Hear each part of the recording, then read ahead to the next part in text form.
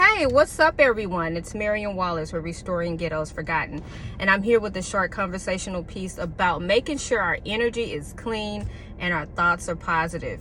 So that's what this little short conversational piece is about. If you haven't done so already, please click and subscribe on my YouTube channel for more informative real talk videos, and I'll just get right into it.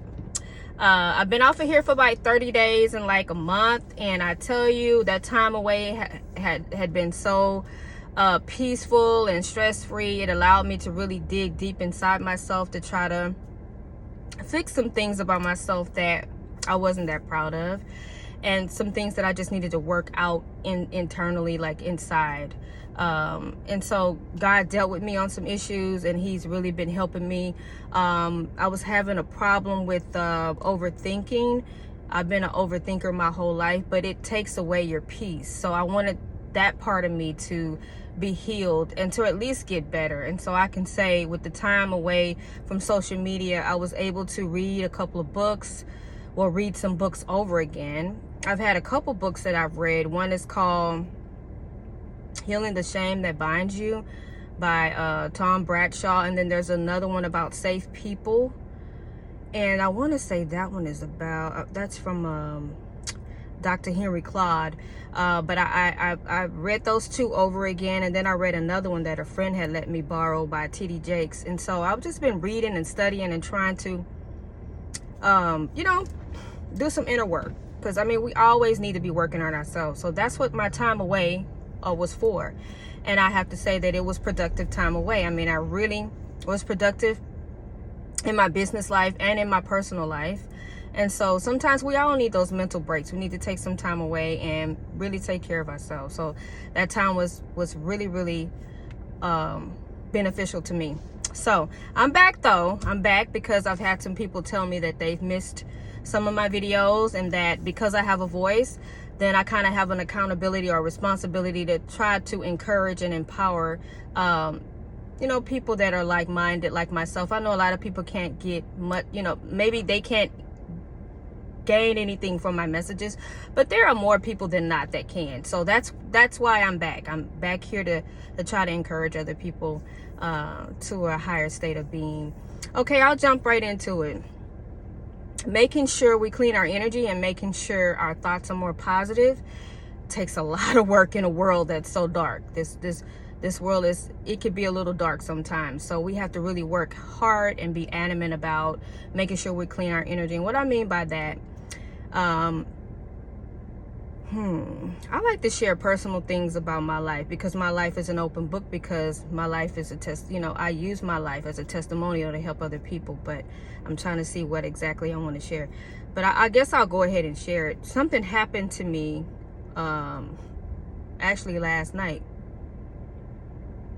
and I was thinking about it as I was lying in my bed, because that's when I tend to overthink the most. It's when I'm supposed to be sleeping. But I was lying in my bed, and then since I had been through this month of really working on my thoughts and cleaning my energy and all that, I noticed immediately my thought processes switched, and it's like, no, you will not think about this at this very moment. You will not allow other people to take away from your joy, your peace, or your happiness. Whatever they decide to do to you, that's their problem, not yours. So you're going to switch this energy, release it, and go to sleep. And guess what? That's what I did. So I was so proud of myself, and I just thank God, because that's what I have been praying about. It's like, we cannot, if there's something we cannot fix, we can't change, then why worry about it? Just let it go. So I was really proud of myself. So that's just an example of what I've been working on, and what I suggest to people that tend to overthink a lot. We have to change our thoughts in order to change our lives. And a lot of stuff we do is very subconscious. It's stuff that has been drilled in us since our childhood or even our adulthood. Sometimes we learn different things that are not correct, and subconsciously we're doing things that are not beneficial to us or others. So we have to determine what those things are, so that we can start changing our thought patterns, so that we can be in a healthier state of being, like mentally and even spiritually, because we really have to watch what we think, because it can infiltrate our hearts, and we have to also make sure our hearts are clean. So cleaning your energy starts with a lot of prayer and a lot of some people meditate so they can clean their energy. Some people pray. For me, I work out a lot. So if I feel like I have a lot of stress, or not really anxiety, I don't want to claim anxiety, but if I have some stressful things that I'm working through at work or at home, I tend to work out a lot, and it releases a lot of healthy endorphins in my body that makes me feel good and pleasant, and it gives me happiness and all those great things. So that's how I deal with it. But other people may meditate, and then some people may, during their prayer time, they may have a quiet time that helps them kind of come down, and it's sort of like meditating. But there's always something we could do to make sure we have clean energy. And what I mean by that, life is not going to be perfect. We're always going to have obstacles and things that come our way. There are going to be people that come into your life and just piss you off or say horrible things to you, and you have to learn how to deal with the emotions that you're feeling, because the emotions are there. You have to accept them for what they are. So somebody says something horrible to you, you're angry, you want to feel that anger, but then you want to release it and then just kind of let it roll off your back, and then you press forward.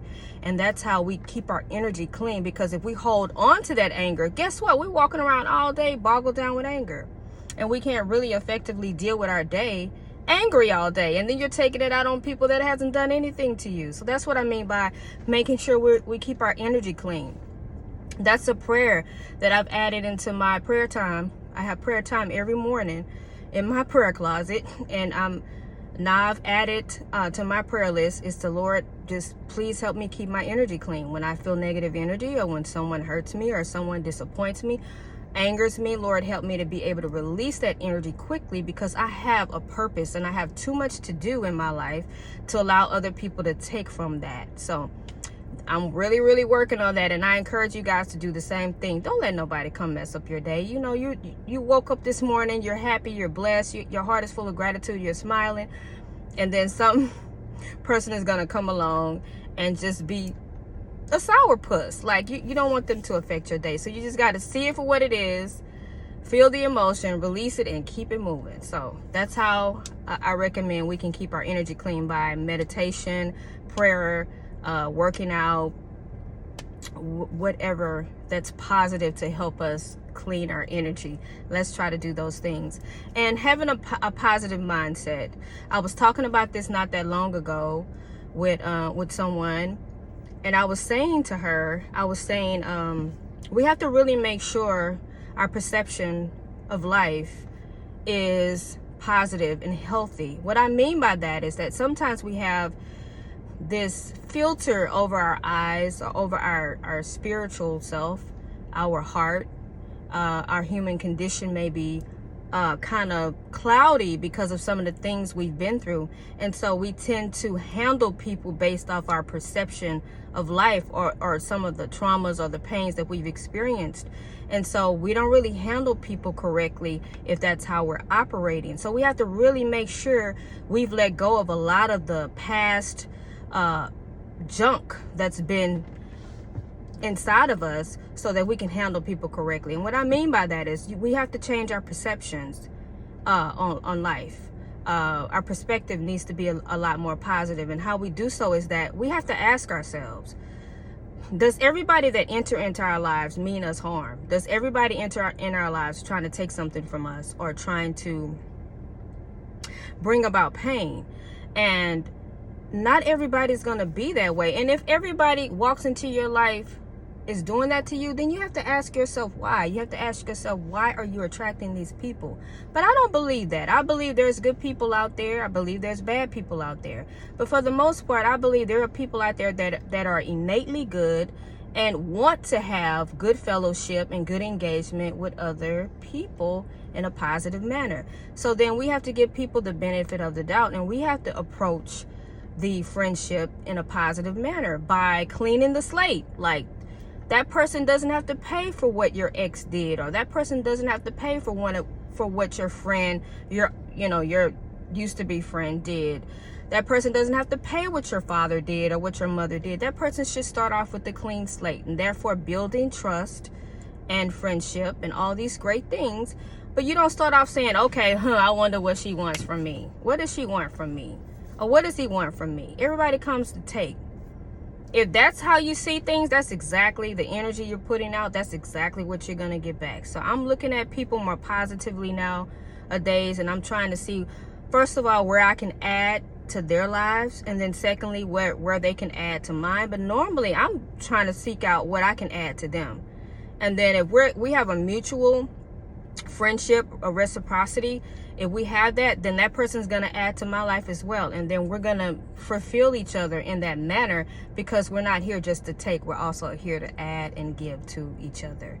So yeah, I'm talking about keeping a positive mindset. We really have to make sure we shred some of the negative inputs that we've had put inside of us in our psyche since as early as childhood. And how I tend to do that is that I do a lot of reading. I even double read stuff. Like, I read one of my books 3 times already, and I guarantee you, every time I read and I study, I get something different from that message every single time. So it only grows me in it grows me in different areas every time I read it. So I recommend always finding you a book on a subject that you can relate to, and then even if you feel like you can't relate to it, if it's something that you feel like the people around you may need, you may want to study and learn it, so you can know how to appropriately or effectively handle your loved ones and the people that you care about. I think that's important. I read about people that, like, I'm not bipolar, but I read about bipolarism and how to treat people that are bipolar, how to handle them, and all these things, so that I can handle the people that I care about around me effectively and efficiently, and not take everything so personally. And so I read about different topics, not just things that apply to me. I read about things that can help other people. So that's how I manage to try to keep a positive mindset and an open mindset, because I read about things that don't just affect me. It affects, you know, a broad spectrum of people, so that I won't be just stuck here in this bubble or in this box, you know.